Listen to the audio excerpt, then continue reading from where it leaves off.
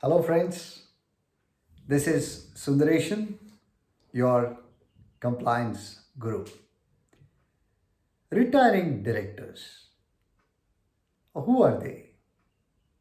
Not to be confused with directors who would retire at the end of their term or a superannuation or during the course of the employment.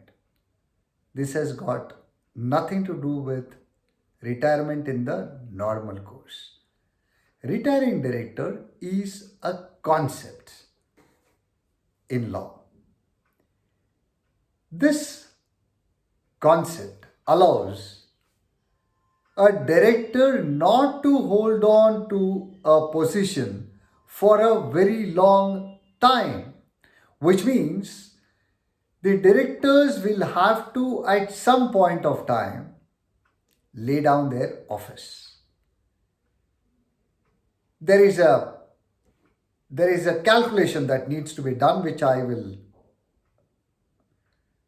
come in a short while from now. Before that, the two issues which you need to understand are there are directors who are non rotational and directors who are rotational. What is the meaning of non rotational? Non rotational also means permanent directors, which means the company can choose a fraction of its board to be directors who will not retire. Now, where does this retirement happen? This retirement happens at the shareholders' meeting every year. So, non rotational directors can be in the category of, say, managing director who can choose not to retire. And of course, law permits the independent directors to be falling under the class of non rotational. Now, who are rotational directors?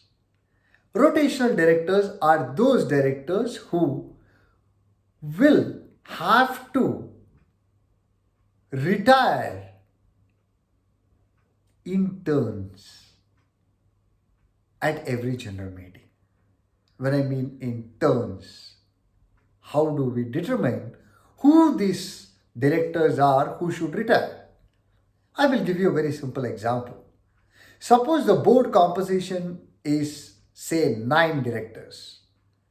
The law says 1/3 of 9, which is 3 directors, can be non rotational. That is, the company can choose 3 directors who need not retire. That leaves us with 6 directors who fall under the category of rotational directors. Out of these 6, 1/3, it is 1/3, which is out of these 2/3, 1/3 shall retire, which means 2 directors will have to retire. Now, this retirement, is it applicable to all companies? My answer is no. This provision is not applicable to a private limited company. These are applicable to only public companies which are listed or unlisted. So, when the choice of these two persons fall, how do we determine who is the person who should retire? Law says the directors who are longest in the office shall be those directors who shall retire, which means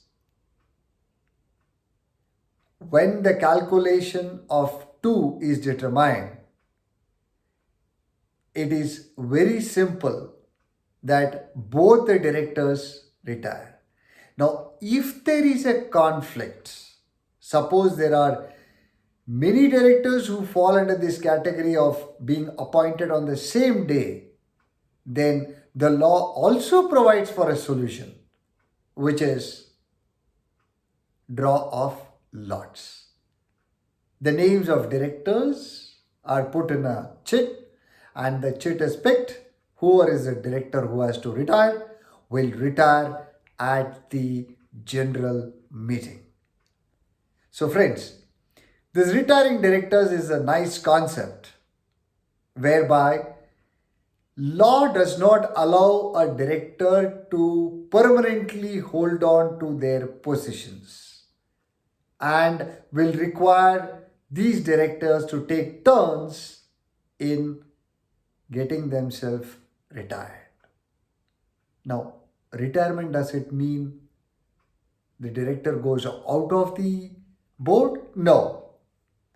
It just means the name of this director is proposed for the approval of the shareholders, and once the shareholders approve, the director continues to be a director.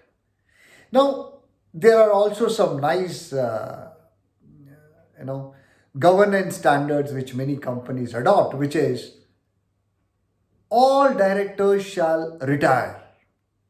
That is the highest form of governance, which is to ensure that all directors, including the founder to the independent director to the non-executive director, shall retire at the general meetings, which means every person take turns to come to the shareholders and seek their reappointment. This is a retiring director for you. Next video, we will see who a shadow director is. Till then, keep writing, keep asking questions, stay compliant, stay safe. See you soon.